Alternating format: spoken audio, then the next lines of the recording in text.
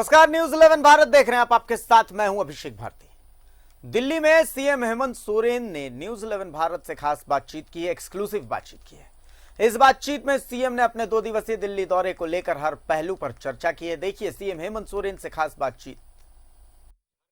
के डायनामिक और young chief minister हमारे साथ हैं और जो दिल्ली दौरे पे हैं। जनाब, आज आप 2 दिन से दिल्ली में हैं और कई लोगों से मुलाकात की है।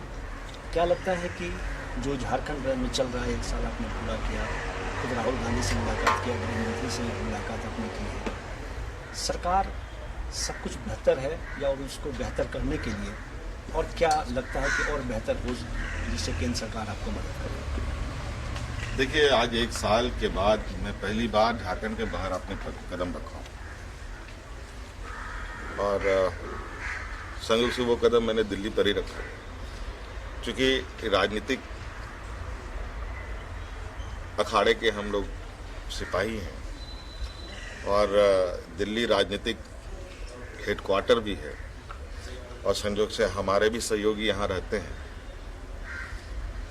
तो एक बंदोक आज 1 से 4 मुलाकात भी हो गई।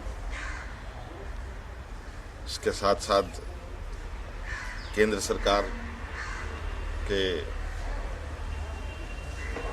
गृह मंत्री जी भी यहाँ उपलब्ध थे, उनसे भी समय मांगा, उन्होंने भी हमें समय दिया, उनसे भी मुलाकात हुई और माइंस मिनिस्टर प्रहलाद जोशी साहब से भी मुलाकात हुई। एक कुल मिलाकर के एक पूरी एक जो आज मुलाकात थी, कल की जो मुलाकात थी, 1 से 4 मुलाकात थी। लेकिन इसमें महत्वपूर्ण बात जो हर लोग एक तरफ देखने की कोशिश करते हैं केंद्रीय गृह मंत्री की ओर, तो उनको चूँकि हम लोग वीडियो कॉन्फ्रेंसिंग से लगातार जुड़े रहे हैं, चर्चाएं हम लोगों ने वीडियो कॉन्फ्रेंसिंग में कर ही रखा है, सारी वास्तविक स्थिति उनके जहन में है और उन्होंने कहा है कि बेहतर तरीके से राज चलाओ और केंद्र का जो सहयोग होगा, केंद्र सरकार हर संभव सहयोगों को पूरा करेगी। सर, 2021-2022 का बजट सेशन भी अब होगा, स्टार्ट होगा, उसके लिए आपकी सरकार की क्या योजना रहेगी? वो बजट हम पहले बता देंगे तो मज़ा नहीं आएगा ना। और बजट बनाएंगे और देखेंगे कि आप इस बार बजट और बजट से थोड़ा अलग होगा। महिलाओं का बजट होगा, बच्चों का बजट होगा और कई चीज़ें हैं जो अभी थोड़ा अभी स्टार्टिंग प्रोसेस में है, थोड़ा हो जाने दीजिए, पूरी तरीके से बताएंगे। लेकिन सर, सवाल उठता है कि आप जिस तरह से देखिए, किसान जो है दिल्ली बॉर्डर पर बैठा हुआ है और आपने 1 साल में ही 50,000 माफ़ किया है। ये दिल्ली बॉर्डर पर बैठे हुए किसान जो है वो भी तारीफ करते हैं। क्या लगता है आने वाले समय में जो 4 साल आपके बचे हुए किसानों के लिए बेहतर होगा? किसान प्रधान देश है, किसान के बारे में नहीं सोचेगा तो किसके बारे में सोचेगा?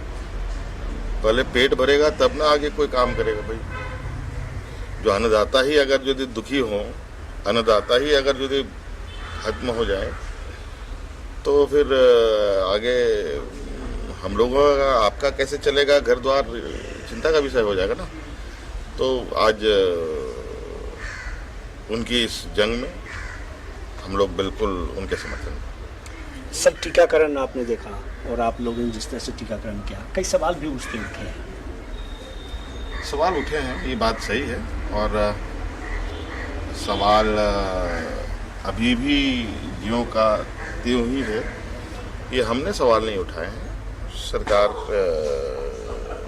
और वैज्ञानिकों के द्वारा ही कई सवाल खड़े किए गए, बताए गए लोगों को। थोड़ा सा मुझे लगता है कि ये सारी चीज़ें स्पष्ट होती जानी चाहिए। ठीक है, आज एक प्रयास इस वैक्सीन के माध्यम से अगर हो रहा है तो साथ साथ में जो उनका चिंता है, उस चिंता को भी जो जिम्मेवार लोग हैं उनको दूर करना चाहिए। सर, लगातार लोग कहते हैं, आप भी कहते रहे हैं कि जो सरकार केंद्र सरकार है, वहाँ पर अगर भारतीय जनता पार्टी की सरकार नहीं है तो पक्षपात होता है। क्या आपके साथ भी है ऐसा? देखिए,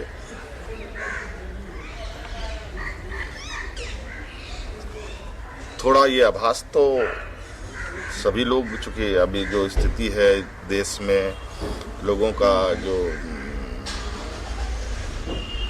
आर्थिक स्थिति राज्यों का है वो बहुत खराब स्थिति पर है, क्योंकि आज के दिन में धन संग्रह की जिम्मेवारी केंद्र सरकार की, हम लोग के पास लिमिटेड रिसोर्सेस, तो स्वाभाविक रूप से है कि सभी लोग केंद्र सरकार से उम्मीद अधिक करेंगे और उसी अनुरूप किसी को कम किसी को अधिक होता है, तो स्वाभाविक लगता है कि नहीं, हम लोगों के साथ थोड़ा सा सौतेला व्यवहार हो रहा है। और चूँकि हम लोग कुछ चीज़ें भारत सरकार की सबसे अधिक यूनिट हमारे राज्य में काम करती हैं, तो उनके साथ हमारा जो एक व्यावसायिक रिश्ते हैं वो रिश्ते थोड़े उतार चढ़ाव होते रहते हैं और होते रहे हैं शुरू से ही, क्योंकि उसको थोड़ा सा मुझे लगता है किसी सरकार ने बहुत अच्छा से ध्यान दिया नहीं। और अभी जब हम उनके तह तक जा रहे हैं और चीज़ों को देख रहे हैं तो बहुत सारी चीज़ें हैं जो ध्यान देने की आवश्यकता रही है, और आज़ादी के बाद से उन समस्याओं का समाधान नहीं हुआ। लेकिन हाँ, ये बात ज़रूर है कि इस बार कुछ विषय को लेकर के केंद्र सरकार ने पहल जरूर की है, उसका एक पॉजिटिव साइन भी देखने को मिला है। तो उम्मीद के साथ चीज़ें आगे चलती है, ली जाती है, तो एक उम्मीद है कि जैसे गृह मंत्री जी ने भी कहा है कि हमारा सहयोग रहेगा, तो हो सकता है यहाँ ऐसी बातें होती हों, लेकिन कुछ चीज़ों को लेकर हम कुछ उम्मीद के साथ आगे बढ़ रहे हैं। आपने काम अच्छा किया, 1 साल अच्छा किया, इसका आपने जनता भी लोग एक्सेप्ट कर रहे हैं। लेकिन कभी कभी ये कहा जा रहा है कि लोटस जो एक टारगेट है वो क्या आपके यहाँ भी लागू होगा या फिर कर सकते हैं, क्योंकि कई जगह देखा गया मिशन लोटस। देखिए,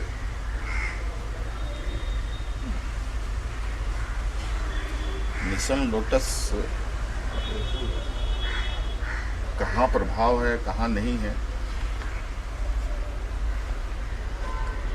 वो आप लोगों ने देखा। जब राज्य की जब बात आएगी तो वो भी देख लेंगे, तो जब होगा तब की बात। ऐसा थोड़ी है कि हम लोग आंखें बंद करके सोए रहते हैं या पता नहीं चलता है कि क्या चल रहा है नहीं चल रहा है। तो उसमें कोई ये ऑपरेशन टेम्पल लोटस वगैरह का कोई इम्पैक्ट नहीं होगा, राज्य में कोई वजूद नहीं है। शुक्रिया सर, न्यूज़ 11 से बात करने के लिए। ये थे राज्य के डायनामिक और यंग चीफ मिनिस्टर। इनका साफ तौर से कहना है कि कोई भी कुछ कर ले, ये सरकार 5 साल चलेगी और सफलतापूर्वक चलेगी, जो जनता के लिए काम कर रहे हैं और हमेशा जनता के लिए काम करेंगे। लोटस जो है दिल्ली से कैमरामैन शशि के साथ अमर सिंह, न्यूज़ 11।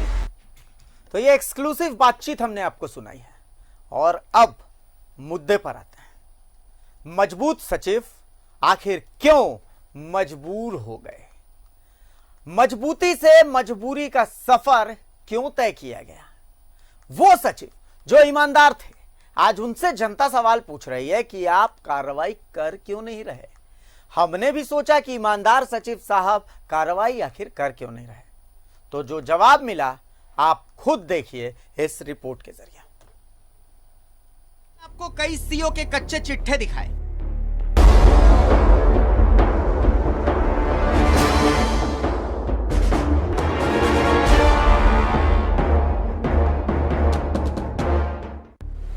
हमने आपको बाकायदा सबूतों के साथ खेल दिखाया। खारिज करने के लिए हमने वाद संख्या 115 एप्लीकेंट किए थे और 116 और 114, जबकि 114 का मोटेशन हो जाता है और 115 को कर्मचारी और सीआई के माध्यम से बोल करके कि उन लोग का जो है दाखिल खारिज के लिए उन लोग जवाब नहीं दिए, इसलिए हम मोटेशन खारिज करते हैं। जब हमने पूछा क्यों खारिज किया गया कि नहीं, ज़मीन से लग रहा है थोड़ा विवाद है या CNT एक्ट है या कुछ वैसा मामला है, तो हम बोले क्या कुछ मैटर है क्या, तो सीईओ के हस्बैंड बोलते हैं काम हो जाएगा, दक्षिणा लगेगा। अब दक्षिणा की राशि फिक्स नहीं बताया गया। हमने इशारों का खेल दिखाया,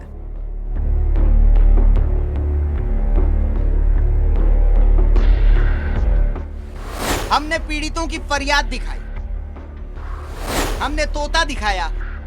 कि आपको गेनोजरा का रसीद कटवाना है, ठीक है, तो डायरेक्ट तो नहीं कटता है। सीईओ ऑफिस में जाइए, आवेदन दीजिए तो बोलता है बंद है, डायरेक्ट बोलता है बंद है।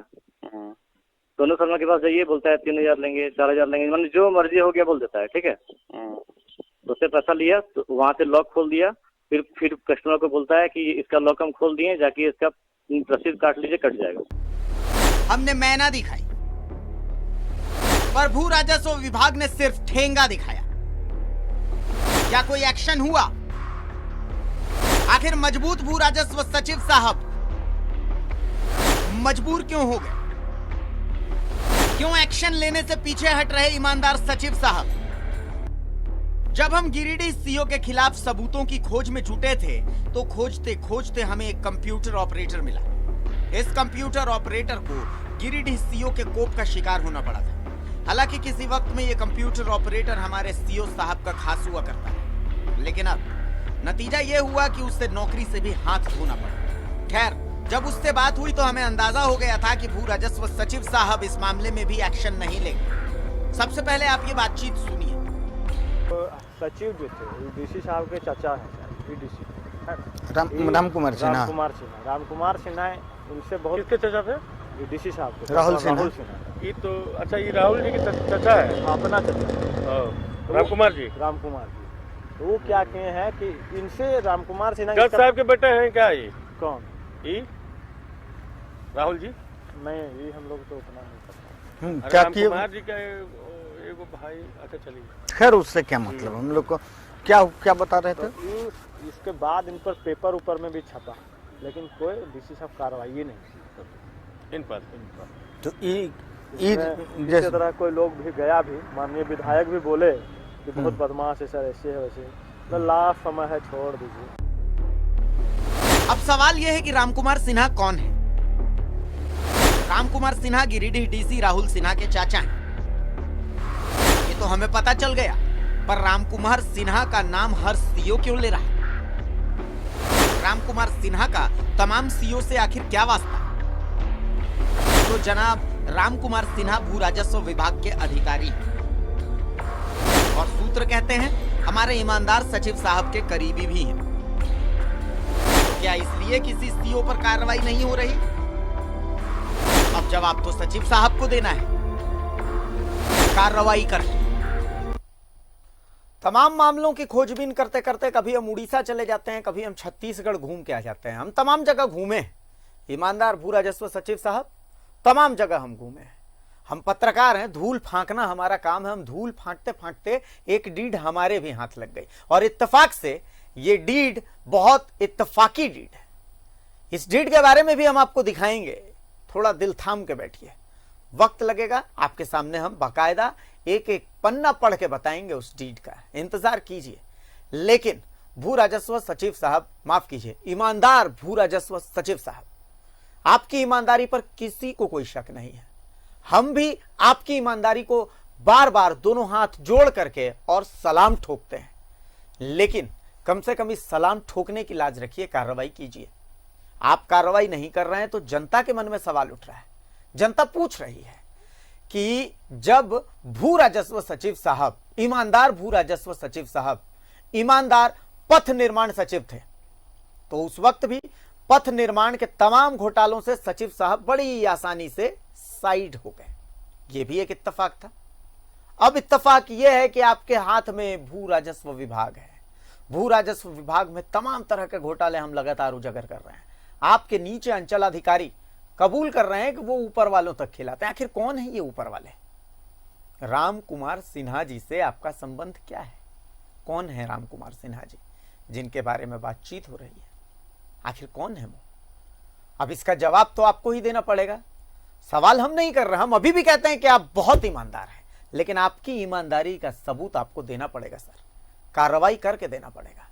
अजय लाल हमारे साथ जुड़े हुए हैं, सीधा रुख करते हैं अजय का। अजय लाल, सीधी सी बात है कि हम तो बाकायदा मीडिया का धर्म निभा रहे हैं। हमारा काम यह है कि हम सबूत और तथ्यों के साथ सब कुछ दिखा रहे हैं।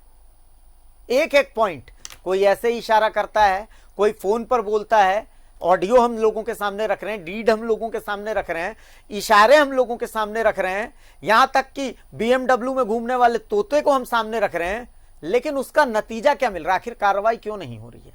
तो जो ईमानदार सचिव साहब हैं वो ईमानदार ही हैं, ये तो हर कोई जानता है, लेकिन उनको भी तो कुछ साबित करना पड़ेगा। आज जनता तो सवाल पूछ रही है।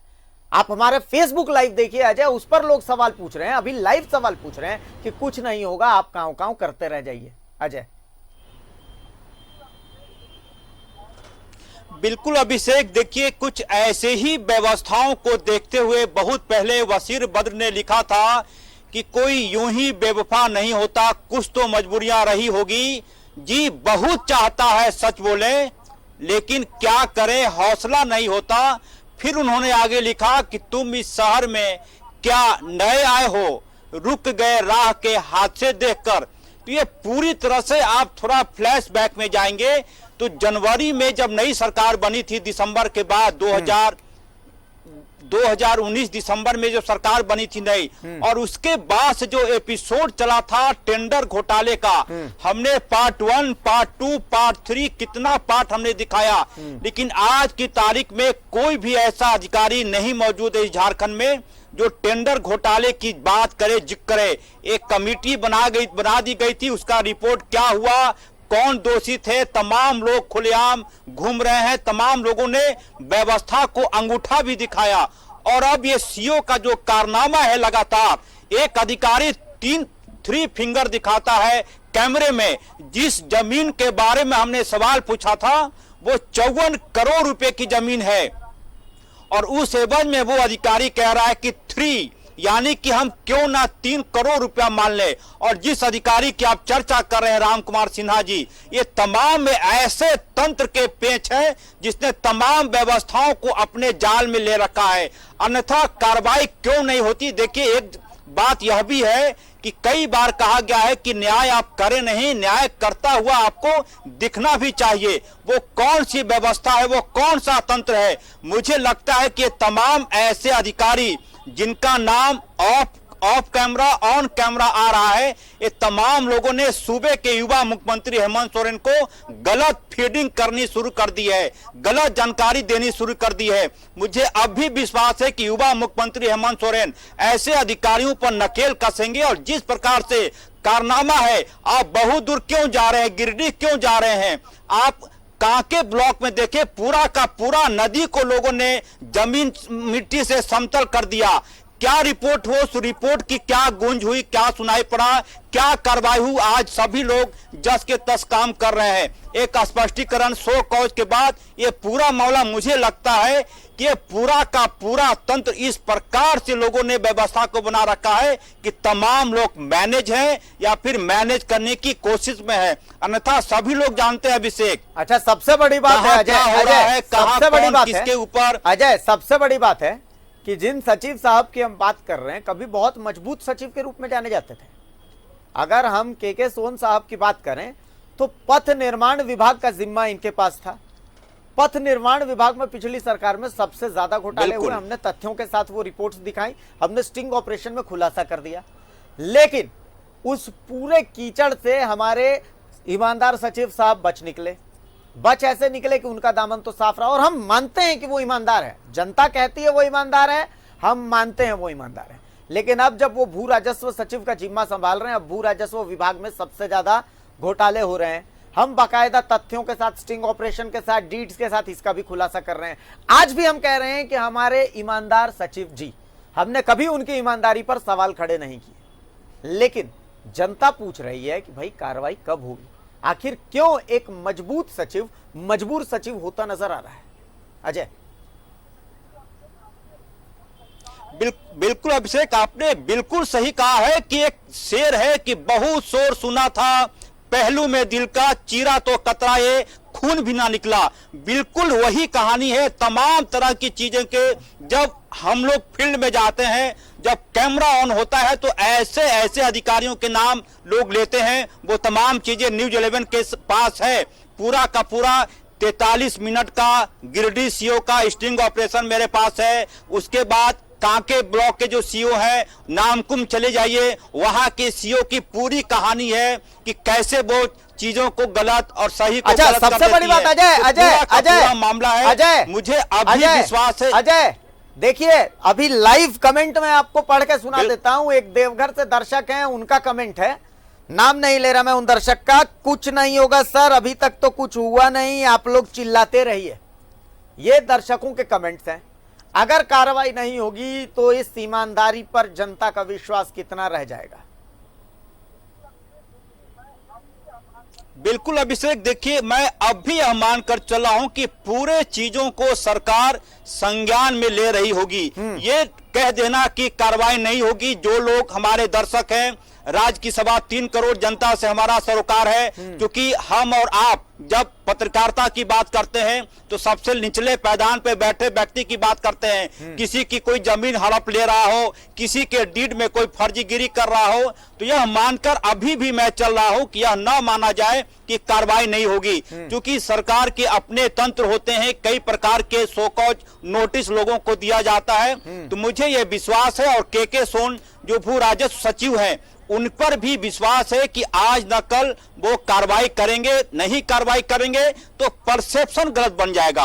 और जब एक बार मौजूदा सरकार के बारे में किसी के मन में गलत परसेप्शन अभिषेक बन गया तो यकीन मानकर चलिए आपका इकबाल खत्म हो जाएगा। आप लाख इमेज सुधारते रहिए, पूंजी निवेश के माध्यम से, जनसंवाद के माध्यम से, जनता दरबार के माध्यम से, ट्विटर के माध्यम से, लेकिन एक बार यदि लोगों के मन में यह परसेप्शन घर कर गया कि आप मौजूद नई सरकार में भी आप गलत कर सकते हैं, आप पर कोई कार्रवाई नहीं होगी, आपकी जैसी मर्जी नोट छापते रहें, ये परसेप्शन माफ कीजिएगा नहीं बनना चाहिए।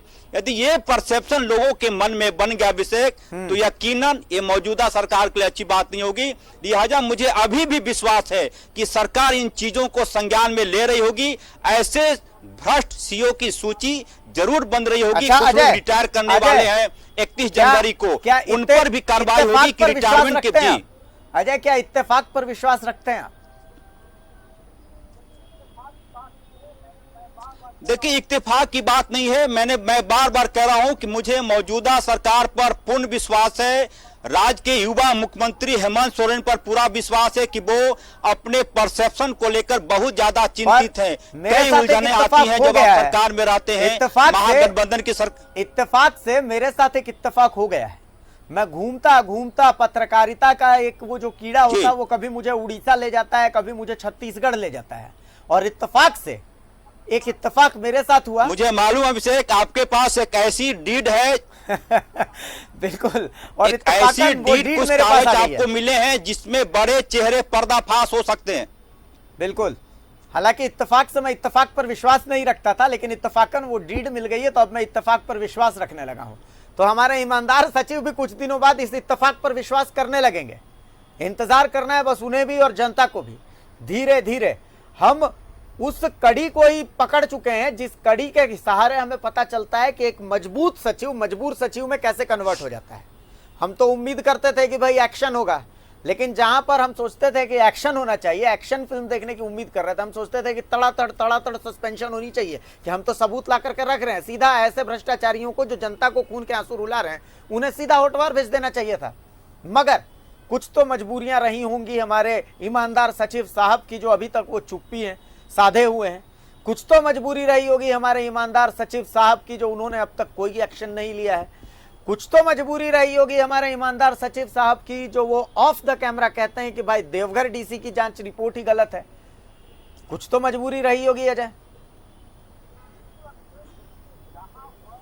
बिल्कुल अभिषेक, देखिए जहां पर जिसके खिलाफ शिकायत है, मैं बार बार ऑन कैमरा लोगों से कह रहा हूं कि यदि आपको कार्रवाई करने में कोई दिक्कत हो रही है, आपके पास डॉक्यूमेंट नहीं है, आपको एविडेंस चाहिए, न्यूज 11 आपको पूरा एविडेंस देने के लिए तैयार है। हमारे पास जो वीडियो की लाइब्रेरी है उसमें 10-11 साल पुराने वीडियो भी यदि कोई अधिकारी मांगता हो तो हम जांच कार्य में सहयोग देने के लिए तैयार हैं। मैं बार बार कह रहा हूं कि यह गंदा परसेप्शन बनता जा रहा है। एक सीओ कैमरे के सामने आकर 3 करोड़ रुपए लेने की बात कहता है, फिर भी आप कार्रवाई नहीं करते, उसे सौकौज नहीं पूछते, उसके बारे में यह तक नहीं कहते कि पूरी चीजें हुई कैसे है।